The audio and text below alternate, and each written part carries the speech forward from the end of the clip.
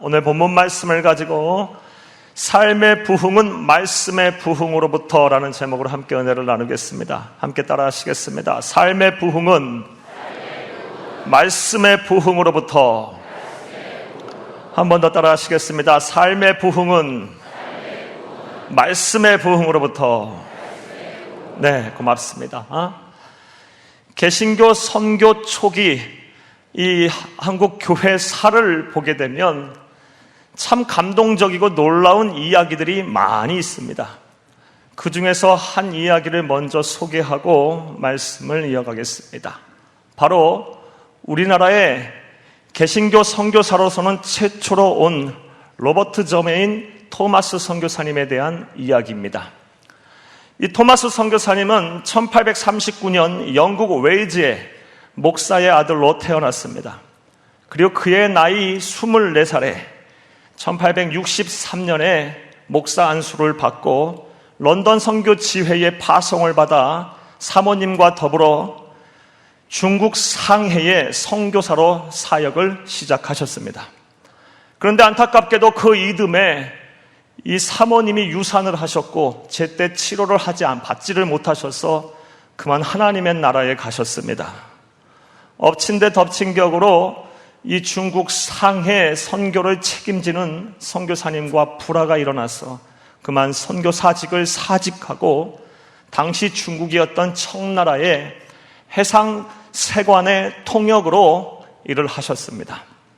그러던 차에 중국 지프라는 곳에 우연히 들렸는데 그곳에 흥선대원군의 천주교 박해를 피해서 피신해온 2명의 조선인을 만나게 됩니다. 그리고 그 조선 사람들과 교제하면서 하나님께서 조선을 선교지로 삼으라라는 말씀을 주셨고 조선 선교, 우리나라 선교를 결심하게 됩니다.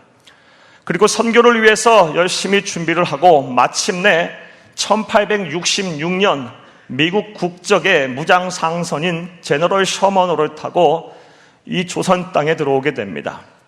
평양 대동강에 진입을 했는데 당시 상황으로는 우리나라 이 조선이 이 외국 선교사님을 받아들이기 어려운 상황이었습니다. 왜냐하면 서구 제국주의 열강의 계속된 통상 압력과 그리고 이에 맞서 흥선대원군이 세국 정책을 시행했기 때문입니다. 외국 사람들에게서 아주 적대적인 입장을 취하고 있었기에 쉽게 이 조선 땅에 입국을 하지 못하고 대동강변 위에 제너럴 셔먼호 위에 계셨습니다. 그러던 그 가운데 1866년 9월 2일 사건이 일어났습니다. 이 제너럴 셔먼호가 그만 평양 대동강 양각도라는 곳에 모래톱에 걸려서 배가 좌초되게 됩니다. 그리고 그때를 노려서 조선 병사들이 제너럴 셔먼호를 습격해서 제너럴 셔먼호에 불을 지르고 그 안에 있는 모든 사람들을 다 죽입니다. 그리고 그때 이 토마스 선교사님도 그의 나이 27살에 순교를 하셨습니다. 그런데 얼마 지나지 않아서 이 토마스 선교사님을 직접 죽인 조선 병사인 박충권이라는 사람이 놀라운 고백을 합니다. 그 고백을 여러분에게 들려드리겠습니다. 내가 서양 사람을 죽이는 중에 한 사람을 죽인 것은 내가 지금 생각할수록 이상한 감이 들었다. 내가 그를 찌르려고 할 때에 그는 두 손을 마주잡고 무슨 말을 한 후 붉은 배를 입힌 책을 가지고 웃으면서 나에게 받으라고 권하였다. 내가 그를 죽이기는 하였으나 이 책을 받지 않을 수가 없어서 받아왔노라. 사랑하는 여러분, 이 토마스 선교사님은 죽어가면서 다른 사람들은 다 피신을 하고 피하려고 하고 아우성을 치고 살려달라고 애원할 때 이 토마스 선교사님은 피를 흘리고 죽어가면서도 자기가 가져온 성경책을 이 조선 병사들에게 나누어 주었던 것입니다. 그리고 목놓아 예수를 믿으라고 말을 하였던 것입니다. 그리고 이 토마스 선교사님을 죽인 박충권 또한 그 성경책을 받아들인 것입니다. 그런데 몇 년이 지나고 나서 놀라운 일이 일어났습니다. 이 토마스 선교사님에게 성경책을 받은 사람들이 전부 회심해서 예수를 믿고 우리 한국교회 초대 교회사에 획을 긋는 전부 다 그런 위대한 신앙인들이 되었습니다. 먼저 이 토마스 선교사님을 직접 죽인 박충권이라는 사람은 회심하고 예수를 믿어 이후 평양교회의 장로님이 되셨습니다. 또한 이 장강도에 이 신홍일이라는 분은 토마스 선교사님으로부터 이 성경책을 받은 후 이후 이 성경책을 읽다가 회심하여 서각교회라는 교회를 개척했습니다. 나아가서 석호정 만경대, 평양 만경대를 지키고 있던 최치량이라는 분, 이분 또한 제너럴 서먼을 습격해서 부르짖은 장본인인데 이분 또한 평양교회를 설립하는 창립 멤버가 됐습니다. 심지어 이 당시 종이가 귀하던 시대에 성경을 버리기가 아까워서 그 받은 성경을 벽지로 발랐던 영문주사 박영식이라는 분은 오며 가며 성경을 읽다가 회심해서 그의 집을 교회로 내놓고 평안도의 많은 영혼을 구원했던 널다리 교회를 개척했습니다. 사랑하는 여러분, 이것이 어찌 사람이 할 수 있는 일이겠습니까? 그 완악하던 마음을 어떻게 녹일 수가 있었겠습니까? 이것은 하나님이 하신 것입니다. 할렐루야! 하나님의 능력이 말씀의 능력으로 나타나 사람을 변화시키고 심령을 변화시키고 그 사람의 삶의 부흥을 이루었기에 이런 모든 것들이 일어난 것임을 믿으시기를 간절히 주의 이름으로 축복합니다. 축복합니다. 이처럼 말씀 앞에 서게 되면 사람은 변하게 되어 있습니다. 심령이 회복이 되게 되어 있습니다. 영적인 각성이 일어나게 되어 있습니다. 삶의 부흥으로 이어질 수가 있는 것입니다. 할렐루야! 그런데 솔직히 말씀드려서 모든 사람이 말씀을 대한다고, 말씀 앞에 선다고, 심지어 말씀을 많이 읽는다고 해서, 대한다고 접한다고 해서 사람이 전부 변하는 것은 아닙니다. 삶의 부흥으로 전부 이어지는 것은 아닙니다. 일례로 제가 신학대학원에 다닐 때 저는 성경을 200번 이상 통독했다라는 사람을 만나봤습니다. 그런데 그 사람은 여전히 무신론자였고 예수님을 그리스도로 믿지 않았습니다. 그리고 차가운 시선으로 저를 바라보면서 아주 기독교를 신랄하게 비난했었습니다. 사랑하는 여러분, 성경을 무조건 읽는다고, 대한다고, 많이 접한다고 해서 사람이 변하는 것이 아니고 심령이 변하는 것도 아니며 삶의 부흥으로 이루어지는 것은 아닙니다. 사랑하는 여러분, 그렇다면 생각해 보겠습니다. 우리가 어떻게 말씀을 대하고 말씀을 접해야 하나님의 능력이 말씀의 능력으로 나타나서 삶의 부흥으로 이루어질 수가 있을까요? 오늘은 이 문제에 대한 답을 본문 속에서 찾아보며 은혜를 나누고자 합니다. 큰 은혜가 되시기를 간절히 주의 이름으로 축복합니다. 이를 위하여 먼저 오늘 본문인 느헤미야서의 역사적인 배경과 본문 8장에 대한 내용 설명부터 여러분에게 드리겠습니다. 사랑하는 여러분, 유대 민족은 BC 586년에 바벨론이라는 나라에 의해서 철저하게 망했습니다. 모든 것이 잿더미가 됐고 모든 것이 허물어졌습니다. 그리고 유대 지역에 살고 있던 대부분의 사람들은 오늘날 이란 지역인 이 바벨론으로 전부 끌려가서 포로가 됐고 70년간이나 노예 생활을 했습니다. 그러니 그들이 얼마나 육체적으로 고통을 당했겠습니까? 그리고 무엇보다 정신적으로 영적으로 얼마나 피폐해졌겠습니까? 얼마나 영적으로 침체가 되었겠습니까? 얼마나 그 영혼이 목마르고 기가 되었겠습니까? 얼마나 힘들었겠습니까? 물론 하나님은 한 번 택한 자는 끝까지 사랑하시는 분이십니다. 하나님은 약속을 지키시는 분이십니다. 할렐루야! 하나님은 유대 민족의 회복을 말씀하셨고 약속하셨습니다. 그래서 70년 후에 바벨론 나라 뒤 이어 일어난 페르시아의 고레스 왕으로 통해서 유대 민족을 회복시키시고 자유를 허락하셨습니다. 그렇게 자유를 얻은 이 유대 민족은 3번에 걸쳐 이 유대 땅으로 귀환을 하게 됩니다. 3번에 걸쳐서 귀환을 해서 먼저는 이 예루살렘의 성전을 재건하고 삶의 터전을 확충하고, 그리고 오늘 본문 말씀이 배경이 되는 1장부터 7장 느헤미야서의 말씀에 보면 느헤미야의 지도하에 52일 만에 성벽을 재건하는 기적을 일으킵니다. 사랑하는 여러분, 52일 만에 성벽을 재건했어요. 어찌 보면 유대 민족의 회복을 위한 외형적인 모든 조건을 다 갖추었습니다. 성전이 재건됐고 삶의 터전이 확충이 됐고 그들을 지켜줄 성벽 또한 재건이 됐습니다. 모든 것들이 다 갖추어졌습니다. 하지만 진정한 부흥과 진정한 회복은 이루어지지 않았습니다. 왜냐하면 아직 그들의 마음이 재건이 되지 않았기 때문입니다. 70년간 받은 상처가 너무너무 컸기 때문입니다. 마음이 너무너무 상했기 때문입니다. 영적으로 너무너무 침체가 됐기 때문입니다. 그래서 다시 하나님의 백성으로 사명을 감당할 힘과 용기가 없었습니다. 그러던 때에 이스라엘 백성들이 놀라운 일들을 행합니다. 오늘 본문인 8장 말씀에 보면 자발적으로 예루살렘 성에 물이 흐르는 수문 앞 광장에 모이게 됩니다. 그리고 성경학자인 에스라를 초청해서 에스라로 하여금 하나님의 말씀을 가르치고 전하게 합니다. 그리고 이 수문 앞 광장에 모여서 하나님의 말씀을 들으므로, 쉽게 말해서 수문 앞 광장에 부흥회가 열리므로 그들의 심령이 변화됐습니다. 수문 앞 광장의 부흥의 말씀 사경회를 통해서 그들의 영혼이 다시 살아났습니다. 하나님께서 부흥의 은혜를 주셨습니다. 할렐루야. 자, 그렇다면 생각해 보겠습니다.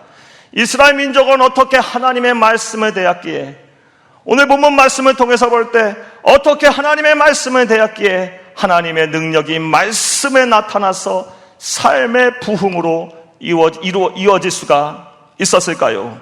우리는 그들에게서 무엇을 배워야 할까요? 자, 이제부터 따라 하시겠습니다. 첫째로, 하나님의 말씀을 듣는 것을 간절히 사모해야 합니다. 그들은 하나님의 말씀을 듣기를 간절히 사모했습니다. 아주 목말라 했습니다. 간절히 원했습니다. 그런 마음으로 하나님의 말씀을 들었을 때 하나님께서 은혜를 부어주셔서 하나님의 능력이 말씀의 능력으로 나타나 삶을 변화시켰습니다. 삶의 부흥으로 이루어졌습니다. 할렐루야. 앞서 말씀드린 대로 느헤미야서 1장에서 7장까지의 말씀을 보게 되면 그들은 52일 만에 느헤미야의 지도에 따라 성벽을 재건하셨습니다. 주야로 쉬지 않고 했습니다. 심지어 이 성벽 재건을 방해하는 적대 세력들이 있었습니다. 그래서 한 손에는 창을 들고 한 손에는 칼을 들고 또 한 손에는 망치와 곡괭이와 호미를 들고 성벽을 재건했습니다. 놀라운 일입니다. 하나님의 은혜로 기적적으로 이 모든 것을 완수했습니다.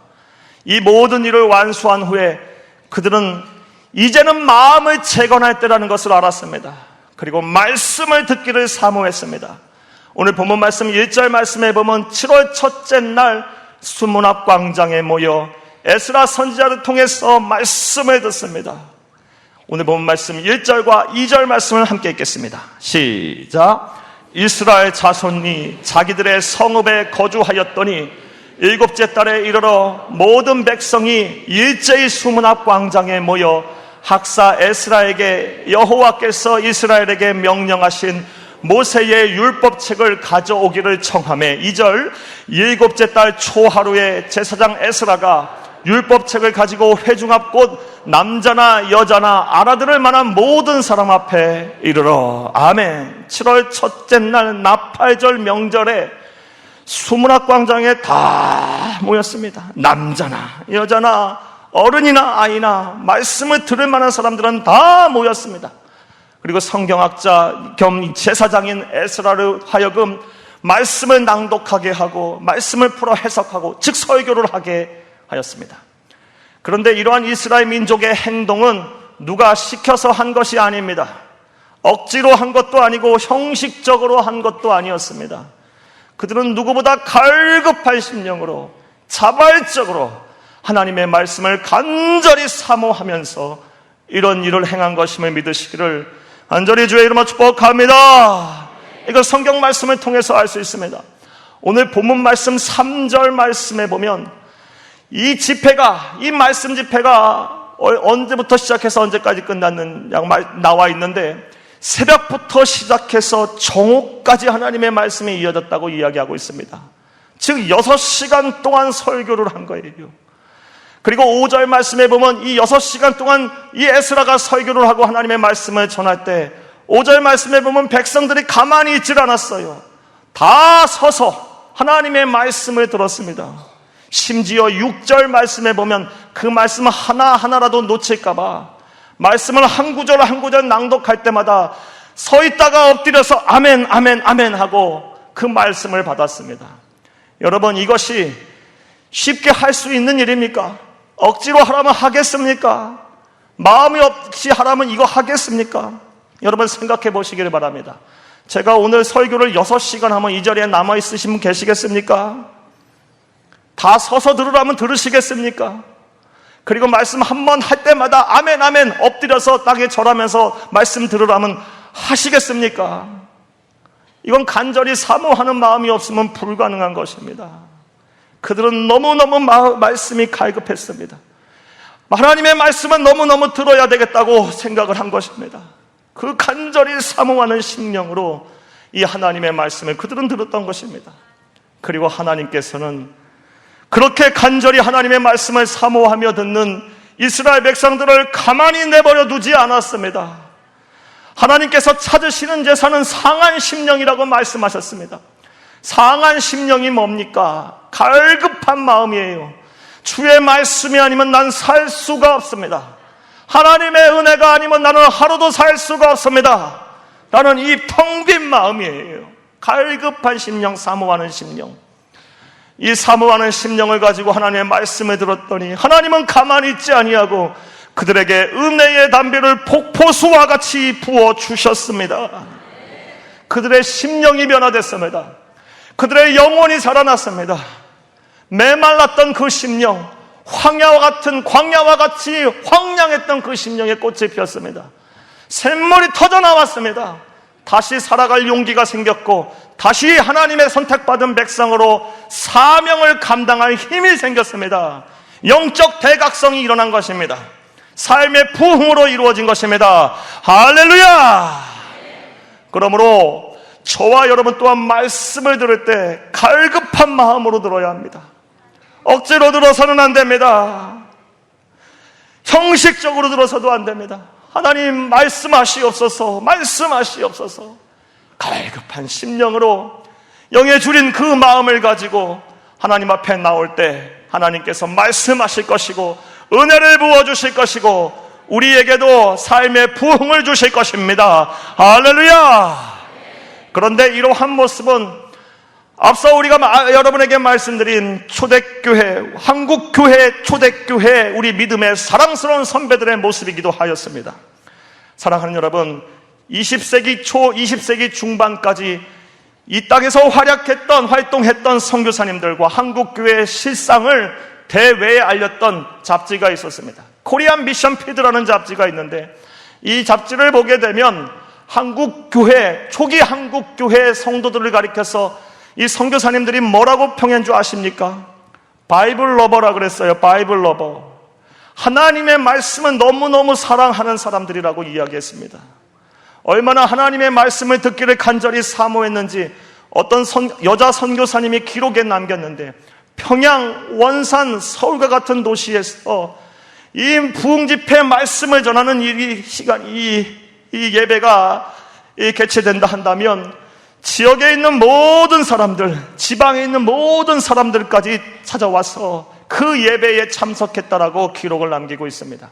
심지어 평양에서 부흥집회를 하게 되면 저 목포, 땅끝입니다. 목포에서까지 이불보집을 짊어지고 맨날 며칠을 걸어와서 이 예배에 참석하고 행여 말씀 하나하나라도 놓칠까봐 화장실도 가지 아니하고 먹지도 마시지도 아니하면서 말씀을 들었다라고 기록을 하고 있습니다. 또 집회는 새벽부터 시작해서 그 다음날 새벽까지 이어졌는데 어느 하나 흐트러짐이 없었다라고 기록을 남기고 있습니다. 이게 바로 우리 믿음의 조상들의 모습입니다. 사랑하는 여러분, 우리 믿음의 선진들이 이렇게 간절히 하나님의 말씀을 사모하며 예배를 드리고 하나님의 말씀을 들었기 때문에 한국교회가 오늘 이 때의 부흥과 영광을 누리고 있는 것임을 믿으시기를 간절히 주의 이름으로 축복합니다. 우리 한국교회 부흥과 성장과 더불어 이 나라 이 민족 또한 하나님께서 지키시고 보호하셔서 지금 우리가 이런 번영을 누리고 있는 것임을 믿으시기를 간절히 주의 이름으로 축복합니다. 이제 저와 여러분의 차례입니다. 우리가 그 일을 행해야 합니다. 말씀으로 우리의 심령이 변화되어야 합니다. 말씀으로 우리의 영혼이 살아나야 합니다. 말씀으로 우리의 삶의 부흥이 이루어져야 합니다. 할렐루야! 그리하면 첫 단계로 갈급한 심령, 사모하는 마음으로 하나님의 말씀을 드려야 될 줄로 믿습니다. 이스라엘 백성이 그렇게 했습니다. 첫 번째, 갈급한 심령, 사모하는 심령으로 하나님의 말씀을 들으라라는 것입니다. 또 이스라엘 백성들은 어떻게 말씀을 대했기에 하나님의 능력이 말씀의 능력으로 나타나서 삶의 부흥으로 이어졌을까요? 따라 하시겠습니다. 둘째로, 들은 말씀을 깨닫기 위해 노력해야 합니다. 들은 말씀을 깨닫기 위해 노력했습니다. 그러하였기 때문에 하나님께서는 이스라엘 백성들에게 복을 주셔서 말씀의 능력이 살아나게 하셔서 삶의 부흥으로 이어졌던 것입니다. 사랑하는 여러분, 우리는 하나님의 말씀을 들을 때 한 귀로 듣고 한 귀로 흘려버려서는 안 됩니다. 많은 말씀을 듣고 이 자리에서 끝나서도 안 됩니다. 단순히 감정적으로 동의해서만도 안 됩니다. 말씀을 들었으면 그 말씀이 깨달아져야 합니다. 그리고 이해가 되어야 합니다. 오늘 본문 말씀에 보면 이스라엘 백성들이 그러했습니다. 먼저 짧은 본문인 1절부터 12절까지의 말씀에 깨닫다라는 히브리어 동사가 무려 5번이나 사용되고 있습니다. 빈이라는 동사입니다. 5번이나 깨닫다라는 말씀이 사용되고 있어요. 단어가요. 그만큼 이 수문 앞 광장에서 모인 성도들은, 이스라엘 백성들은 하나님의 말씀이 선포될 때 깨달으려고 노력을 했던 거예요. 무엇보다 하나님의 말씀을 전한 에스라 선지자와 그와 동역했던 레위의 사람들이 하나님의 말씀을 깨닫게 하기 위해서 노력을 했습니다. 7절과 8절 말씀 함께 읽겠습니다. 시작. 예수아와 바니와 세레베와 야민과 압국과 호디야와 마와세야와 그리다와 아사랴와 오샤박과 하난과 플라야와 레위 사람들은 백성이 제자리에 서 있는 동안 그들에게 율법을 깨닫게 하였는데 하나님의 율법책을 낭독하고 그 뜻을 해석하여 백성에게 그 낭독하는 것을 다 깨닫게 하니, 아멘. 깨닫게 하려고 열심을 다했어요. 백성들도 깨달으려고 노력을 했고, 말씀을 전한 설교자도 어떻게 하면 말씀을 깨닫게 하려고 노력을 했고, 이런 노력을 통해서 하나님께서는 은혜를 부어주셔서 하나님의 능력이 말씀의 능력으로 나타나서 삶의 부흥으로 이어졌던 것입니다. 사랑하는 여러분, 그렇다면 왜 우리가 말씀을 들을 때 하나라도 더 깨달으려고 노력을 해야 할까요? 너무나 당연한, 너무나도 쉬운 문제입니다. 그 이유는 말씀을 깨달아야만 실천을 할 수가 있기 때문입니다. 깨달은 만큼 그 말씀을 붙잡고 그 말씀에 의지하여 살 수 있기 때문입니다. 깨닫지 못하면 실천할 수 없어요. 깨닫지 못하면 그 말씀을 붙잡고 살 수가 없어요. 이것은 마치 음식을 먹고 소화하는 것과 같습니다. 사랑하는 여러분, 아무리 많은 음식을 먹었다 할지라도 소화시키지 못하면 그 음식이 피와 살이 되지 못합니다. 에너지원이 되지 못해요. 하지만 마찬가지로 아무리 많은 말씀을 듣고 있고 접했다 할지라도 깨닫지 못하면 내 것이 아닌 거예요. 남아있는 것이 아닌 거예요. 말씀을 들었을 때는 반드시 깨달아야 합니다. 이해가 되어야 되고 마음에 남아야 합니다. 자, 그렇다면 말씀을 들을 때 우리가 어떻게 깨달을 수가 있을까요? 어떻게 해야 말씀을 들을 때마다 깨달을 수가 있을까요? 간단합니다. 사랑하는 여러분, 말씀을 들을 때마다 마음의 문을 열어야 합니다. 의심을 버리고 불신을 버리고 말씀하시옵소서 주의 종이 듣겠나이다 하면서 집중하면서 하나님의 말씀을 들어야 합니다. 나아가 우리로 하여금 말씀을 깨닫게 하는 지혜의 영이신 성령 하나님을 의지해야 합니다. 지금도 그 성령 하나님을 의지하고 마음의 문을 열고 하나님의 말씀을 듣는 자에게 하나님께서는 지금 전하는 말씀을 깨닫게 하실 것이고 마음에 새겨지게 하실 것입니다. 실천케 하실 것입니다. 그리하여 심령이 변화되고 말씀의 능력이, 하나님의 능력이 말씀의 능력으로 나타나 삶의 부흥으로 이어지게 하실 것입니다. 할렐루야! 할렐루야! 들은 말씀은 반드시 깨달아야 합니다. 그래서 마음에 새겨야 합니다. 그리할 때 비로소 하나님의 능력이 말씀의 능력으로 나타나 삶의 부흥으로 이어질 수가 있는 것입니다. 자, 또 이스라엘 백성들은 어떻게 했을까요? 또 우리는 이스라엘 백성들에게서 무엇을 배워야 할까요? 따라 하시겠습니다. 셋째로, 듣고 깨달은 말씀 앞에 하나님이 기뻐하시는 합당한 반응을 보여야 합니다. 말씀을 간절히 듣고 사모하는 마음으로 들었고 또 깨달았으면요, 반드시 하나님이 기뻐하시는 반응을 보여야 합니다. 합당한 반응을 보여야 합니다. 하나님이 기뻐하시는 반응을 보일 때 비로소 하나님의 능력이 말씀의 능력으로 나타나서 삶의 부흥으로 이어질 수가 있는 것입니다. 자, 그렇다면 오늘 본문 말씀에서 이스라엘 백성들은 어떠한 반응을 보였을까요? 그들이 간절히 사모하며 자발적으로 나와 수문학 광장에 모여서 하나님의 말씀을 들었고 깨달으려고 노력을 했고 마음의 문을 열고 아멘 아멘 아멘 하면서 말씀을 들었을 때 하나님께서 그들의 마음에 하나님의 말씀을 새기게 하셨습니다. 그리고 나서 두 가지 반응을 보입니다. 먼저는 정서적으로 반응을 보입니다. 9절 말씀을 같이 읽겠습니다. 시작. 백성이 율법의 말씀을 듣고 다 우는지라. 총독 느헤미야와 제사장 겸 학사 에스라와 백성을 가르치는 레위 사람들이 모든 백성에게 이르기를 오늘은 너희 하나님 여호와의 성일이니 슬퍼하지 말며 울지 말라 하고. 아멘. 어떤 반응을 보였습니까? 울었어요. 하나님의 말씀을 듣고 깨닫고 나니까 말씀을 듣고 나서 반응을 보여. 어떤 정서적 반응을 보입니까? 눈물을 흘렸어요. 울었습니다. 사랑하는 여러분, 그렇다면 그들은 왜 울었을까요? 여러 가지 이유가 있을 것입니다. 제 10년 동안 말씀 없이 살았습니다. 너무나도 텅 빈 마음을 가지고 살았습니다. 너희보다 갈급할 심령을 가지고 살았습니다. 메마른 심령을 갖고 살았어요. 그런 메마른 심령 속에 하나님의 말씀이 떨어지니까 너무너무 기쁘고 감동돼서 울었을 것입니다. 그러나 근본적인 이유는 따로 있었을 거예요. 느헤미야서 전체 문맥을 통해서 보게 되면 그들이 흘린 눈물은 회개의 눈물이었어요. 통한의 눈물이었고 자복의 눈물이었어요. 내가 이토록 고생하고 내 심령이 메말랐던 것은 그동안 하나님의 말씀을 가까이 하지 아니하고 하나님을 떠나 살았기 때문에 내 심령이 이렇게 메말랐던 것이었구나. 우리의 가족과 우리의 집안이 하느님마다 안 되고 이런 어려움을 당하고 사건 사고에 휘말리고 늘 고통 가운데 있고 사랑이 없었던 이유는 우리 집안이 하나님을 떠나서 그래서 어떤 것이었구나. 하나님과 가까이 하지 아니했던 것이었기 때문이었구나. 깨닫게 됐어요. 말씀이 떨어지자 그 말씀이 거울이 되어 자신의 죄와 허물이 적나라하게 드러났어요. 우리 민족과 우리나라가 70년간 포로 생활을 하고 철저하게 심판을 받았던 건 하나님의 진노 가운데 있었던 이유는 이 나라 이 민족이 하나님을 떠나서였기 때문이었구나. 깨달아졌어요. 그래서 통회하고 자복에 하보하며 하나님 앞에 회개의 눈물을 흘렸던 것입니다. 할렐루야.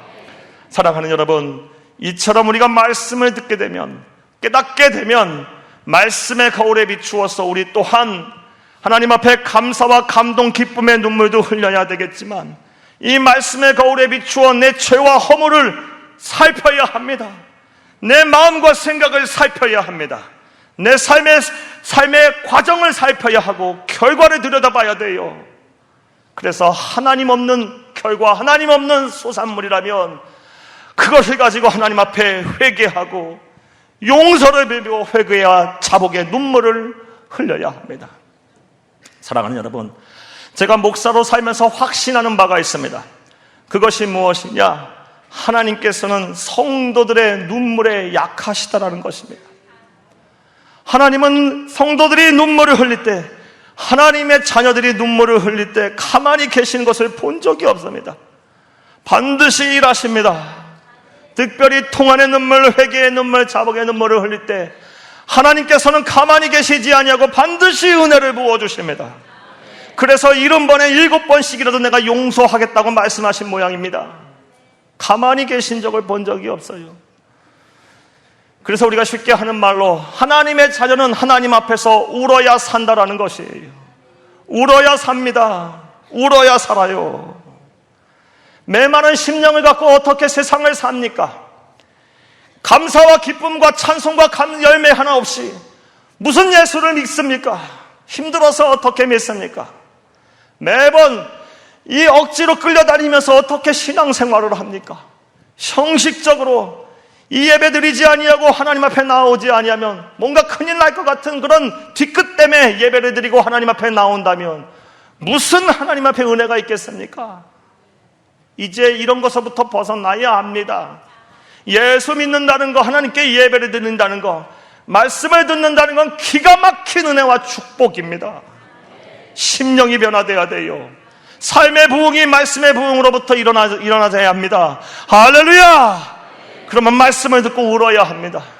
하나님 앞에 울어야 합니다. 할렐루야! 이스라엘 백성들이 이런 정서적인 반응을 보였습니다. 말씀을 듣고 울었습니다. 그랬더니 하나님의 능력이 말씀의 능력으로 나타나 삶의 부흥으로 이어졌던 것입니다. 할렐루야! 또 어떤 반응을 보였을까요? 그들은 정서적인 반응을 넘어서 이제 의지적으로 결단을 하고 실천을 합니다. 12절 말씀을 함께 읽겠습니다. 시작! 모든 백성이 곧 가서 먹고 마시며 나누어 주고 크게 즐거워하니 이는 그들이 그 들려준 말을 밝히 알미라. 아멘. 그들은 회개의 눈물을 흘리며 감정적으로 눈물을 흘리면서 정서적으로만 반응하고 쭈그려 앉아있지 않았어요. 하나님의 말씀을 받고 그 받은 은혜를 이제 삶의 현장에 나가 나누기 시작합니다. 내가 받은 은혜, 내가 받은 기쁨, 내가 받은 복음을 아직 알지 못하는 사람들에게 나누기 시작해요. 이런 의지적인 결단과 실천을 하였습니다. 사랑하는 여러분, 우리의 기쁨은 나누면 나눌수록 우리의 기쁨은 더 커지고 배가 되고 더 커지고 더 충만해지는 것입니다. 내가 받은 은혜, 내가 받은 복음, 내가 받은 그 즐거움을 아직 알지 못하는 사람에게, 하나님을 알지 못하고 하나님의 복음을 알지 못하고 예수 그리스도를 믿지 않은 자에게 전하기 시작하면 내 안에 기쁨이 더 커지는 것입니다. 내 안에 하나님의 말씀이 더 살아나는 것입니다. 할렐루야! 이런 의지적인 결단, 의지적인 반응을 보였습니다.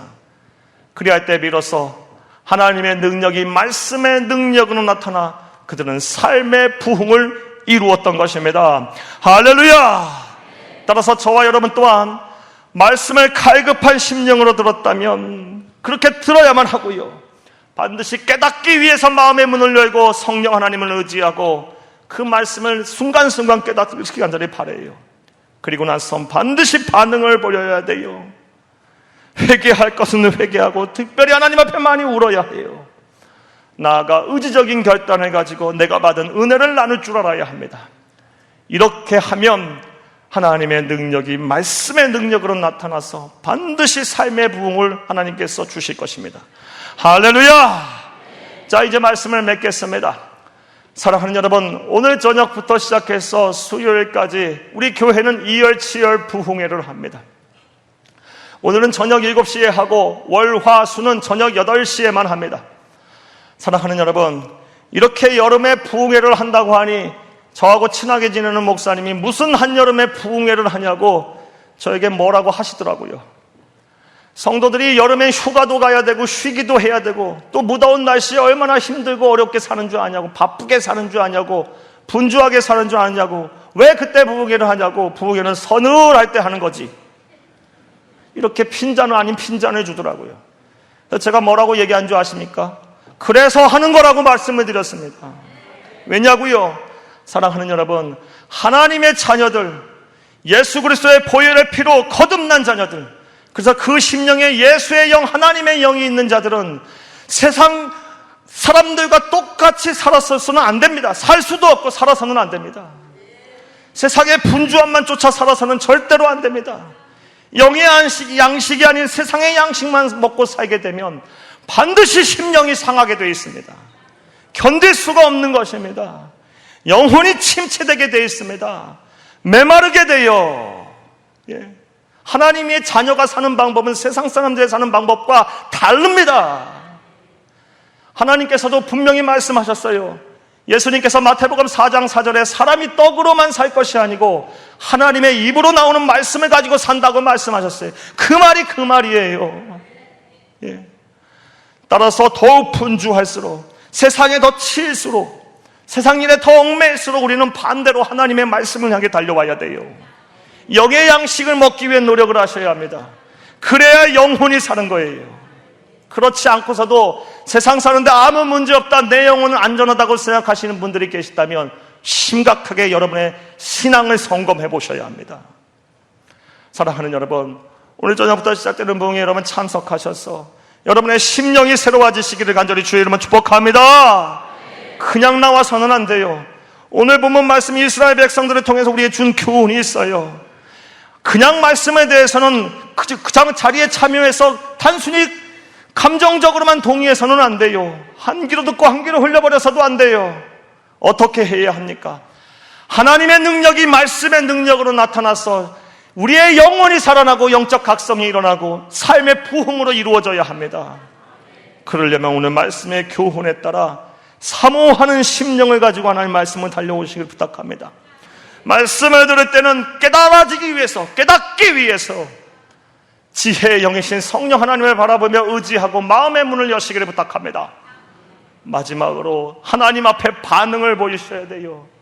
회개의 눈물을 흘려야 되고, 감동의 눈물, 기쁨의 눈물, 감사의 눈물을 흘려야 하고, 그리고 받은 은혜를 반드시 나누셔야 합니다.